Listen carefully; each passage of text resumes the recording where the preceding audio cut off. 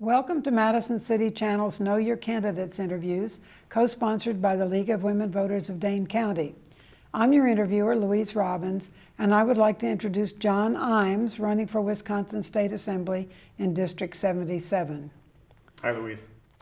As we begin, please give an opening statement as to the educational, vocational, and/or civic experience you have, which qualifies you for this office, and why you are running for State Assembly. Sure, Louise, I appreciate that. And of course, appreciate the League of Women Voters setting up this candidate forum. I kind of bring a unique background and track record. I serve as Executive Director for the Wisconsin Environmental Initiative, a nonprofit I co-founded over 20 years ago. I was the chair of the board. I've been Executive Director for the last 20 years. We've done lots of great work in quality urban development and agriculture, in shoreline development, on energy policy, environmental policy, and really engaged a lot of stakeholders in ways that would be good for the environment and good for the communities and good for Wisconsin's leadership position. I'm also a small business owner. Kathy and I have owned the Arbor House on Monroe Street for 24 years now. A national award-winning inn, a green inn, and a nice opportunity to kind of walk our talk when it comes to sustainable business. And actually, that business has also inspired a lot of my work with the nonprofit. And in the last 6-7 years, I've also been an elected official in Sherwood Hills. I've been a trustee, personnel committee chair, plan commission, joint campus review board, president pro tem, and then some related committees as well. And I've really enjoyed that. You know, as personnel committee chair, I got over 20% in increases for our workers in 5 years after Act 10 because we take care of our own. But let me tell you why I'm running. You know, Wisconsin needs a solid new direction. We've become this low road state with policies that favor well-connected interests over the environment, over workers, over our communities.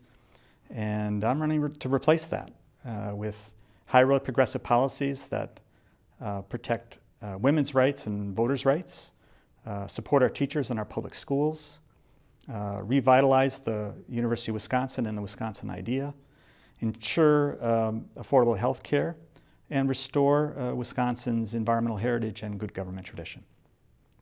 Assembly districts represent many different constituencies. How do you see yourself communicating with and balancing all of the interests involved? You know, I think because of the unique background that I bring, I think I'm going to be in a good position to be able to do that.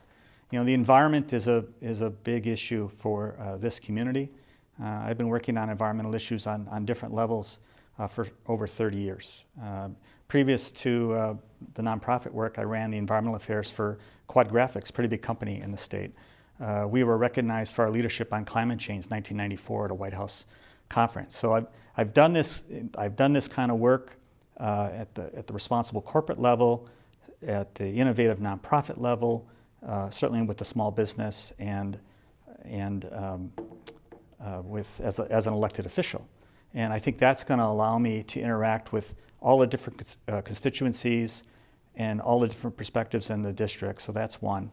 Two, I think that background is also going to allow me to be that much more of an effective representative. You know, we're at a low point in the Assembly in terms of the Democrats. We're up 35 seats out of 99, the lowest level since the 1950s. You know, we're going to hopefully pick up 4 or 5 seats. If we have this miraculous blue wave, we could maybe pick up 8 or 9 or more. But we're still going to fall short of the majority. And we need leaders with diverse backgrounds to be able to bridge some of those perspectives and actually get some things done that are going to benefit the constituents in the 77. What do you believe is the most important issue to be addressed in the upcoming 2018-19 budget debate, and why? The budget debate, definitely education. And when I say education, that covers the spectrum of the University of Wisconsin, the K through 12, and also the technical college system. You know, Tom Loftus, former Assembly Speaker, longtime Speaker and UW Regent, has endorsed me for this race. He's looked at my background, he's looked at my involvements. He wrote the book on the art of the legislature, and he thinks I'm going to be the best representative to defend the university from further cuts. I think we need to revitalize the Wisconsin idea. We are in the talent attraction business. We are in the research and development business. That university is the economic engine for the state. and I will do everything in my power to make sure that we have a strong funding commitment. Related to that, in the budget, we have an agricultural and manufacturing tax credit right now that started relatively small, and it's grown to over $600 million a year. $100 million of that goes to 381 filers who make $2.8 million a year. There's another $100 million between $250,000 and that threshold. That's money that can be better used for our technical college system. You know, the complaint of the business community is they can never find enough skilled workers. Let's take that overly generous tax credit and take some of that money and put it into the technical college system, build capacity, maybe take some pressure off of the property taxes so those savings can be gone over to our K through 12 or our university system, and actually catch up and pay our people and make the investments we need to be a 21st century state. I believe you've already answered the next question, which was how would you propose the state address the issue? So I'll go to the next one. Okay, made it easy for you. What is another issue of great importance to the constituents in your district, and why is it important? Well, you know, I'll go back. I'll go back to the environment. I think I have the potential to be the strongest representative on that issue. There's been a tradition of environmental leadership in this district that's been lost since Spencer Black left the district 8 years ago, and that's not a knock on Therese or Chris Taylor or Lisa. It's been lost, and I think there's an opportunity for this district to champion this issue and propose a broad-based Wisconsin plan with innovative policies on clean energy, on climate action, on sustainable development, on food entrepreneurship, on smart, affordable housing. There's ways to express that ethic. The other thing is we need to revitalize the DNR and do what they're supposed to do, which is leverage their tremendous professional expertise and staff to protect the natural resources of the state and ensure clean air and clean water for all. So I think you have to do that from the get-go. But I think there's some opportunities. You know, Wisconsin has missed the boat on clean energy. We're 12th out of 12 states when it comes to the number of clean energy jobs. The number one starting job right now across the country is wind technicians. These folks are coming out of the technical schools or certificate programs. They're making $55,000, $60,000 a year plus benefits. We've basically told that industry, we've told the clean energy industry, go away. And that industry, that clean energy, that's consistent with our heritage. You know, here we are, the state of Leopold and Muir and Gaylord Nelson. So what's the next generation of environmental leadership look like? And I'd certainly like to be part of that. I think that, again, you've gone ahead of the question, and how would you address this issue? Do you have anything to add on that? No, except because of my background. I mean, I've worked with builders, and I've worked with some developers, and I've worked with farmers. So when I talk about a high road strategy, everything that we're doing right now is the low road. It's the lowest common denominator. We're passing policy that benefits the worst developer, the worst farmer, the worst frac sand mine company. We're passing legislation that benefits a singular company. The legislature is involving itself in the day-to-day operations of agencies like the DNR. That has to stop. So I would say that because of my experience working with certain aspects of the business community, that we could set up a system where we're actually rewarding good actors and providing real benefits for good actors that are really making investments in technology and practice and mindset to reduce their footprint and operate sustainably. You know, the young people today, they want to work for companies that have a soul, and they want to live in a state that has a soul. And we've been soulless the last 8 years. What one or two policy issues do you see yourself having special knowledge in or needing to gain more knowledge in, and how will the focus benefit your constituents? Yeah, I would say the whole issue of the high road workplace. You know, as I was saying, you know, we've become kind of soulless as a state. You know, the young people want to work for companies that have a soul. And what does that mean? Well, it means a living wage. It means family-friendly benefits. It means flexibility. It means work-life balance. It means training and education opportunities. You know, we're spending millions of dollars on bus shelters in Chicago and telling folks, you know, how less our traffic is and how cheap our housing is, and you should come up to Wisconsin. Young people today are looking for more than that. In addition, their parents and grandparents want them to live in a state that has a soul, because they want them to stay and they want them to raise their kids and grandchildren. So my goal would be to have the Highroad workplace be the norm across Wisconsin.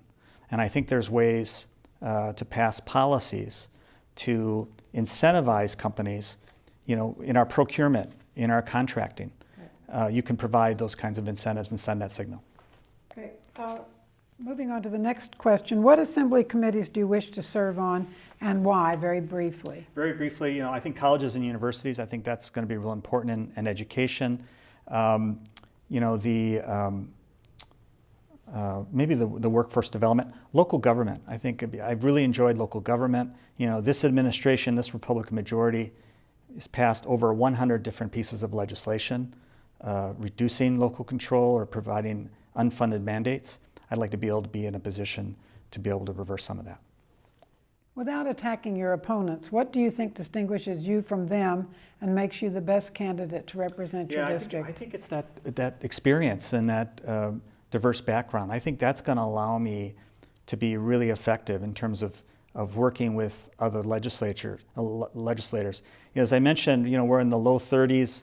We pick up 5 or 6 seats, we'll get to the low or mid 40s. Someone's got to be in a position to be able to bridge that. And I know I could work with a Joel Kitchens, who's in Door County, has worked with the League of Conservation Voters. He's a Republican. I could probably work with Amy Laudenbach, who was an environmental consultant before she got in the legislature, out of Whitewater. She's a Republican. So we have to get to the point where we can actually, I mean, we can fight and we can stand for our principles, but we can also find a way to engage and get some things done that'll be good for the university system, good for schools, and good for the people in the 77th. Okay, you now have 2 minutes for a closing statement. I appreciate that, Louise, and I want to thank League of Women Voters again, and thank your viewers. You know, Fighting Bob LaFollette said the reason we have open primaries is the voters deserve a say, and that was very persuasive for me as a prospective candidate. I really wanted to see a vigorous and competitive primary, and I think we've got that. I did 1,200 doors in the first 3 weeks.